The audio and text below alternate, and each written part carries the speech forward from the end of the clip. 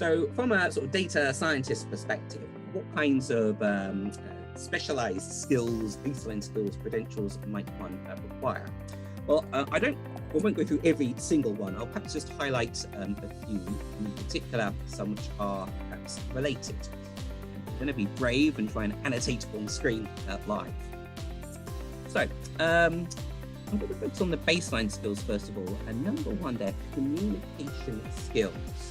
So when one thinks about a data scientist, perhaps there's a perception that it's sort of all about programming and building algorithms and doing number crunching. Admittedly, that's a major component, but by no means is it collectively exhausting. And I think one area which is often neglected is the importance of communication skills, which I'm actually going to link to presentation skills.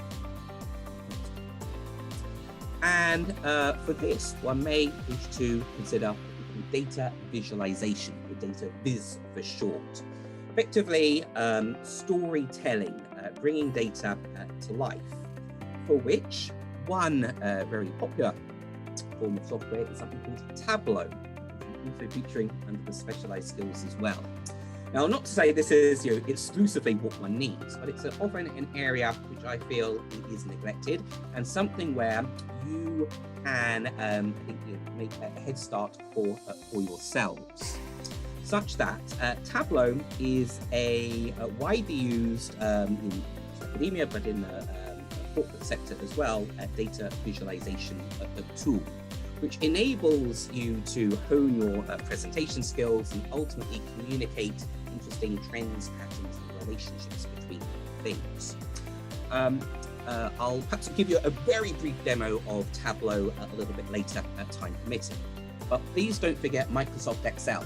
While it's perhaps not the most sophisticated sort of statistical econometrics out there, the use of Excel is pretty much ubiquitous.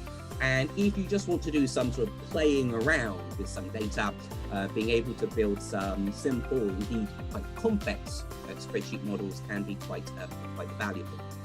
In terms of the programming languages, learning or improving your coding skills, one can see Python appearing. That's quite easy to pick up in a sort of self-study way, as I would say is Tableau, indeed Microsoft Excel, VBA in there as well. Lots of free online courses, MOOCs, etc.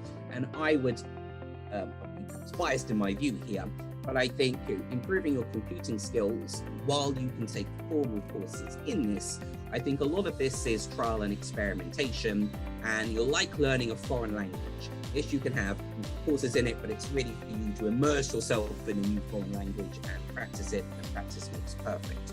And I think broadly, one can say somewhat analogously for software. Related to Python is something called R, a popular programming language, particularly in academia, but also a bit in industry as well. R perhaps slightly more challenging to master than Python, so depending on your coding abilities.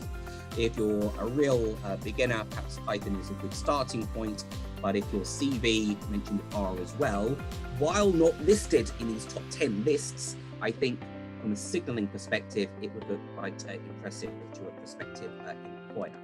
Now, the challenge with when one is learning software is how you demonstrate proficiency. And while you can take sort of certificated courses or tests in Excel, Tableau, etc., and of course other things equal, a good thing to do. Similarly with foreign languages, how would you demonstrate your proficiency? I think most people on the CV would self-classify their proficiency in a foreign language, as in they would claim that it's either their mother tongue, that they are fluent, they are an intermediate user, speaker, reader of said language, or perhaps a beginner, or a working knowledge. And perhaps similarly for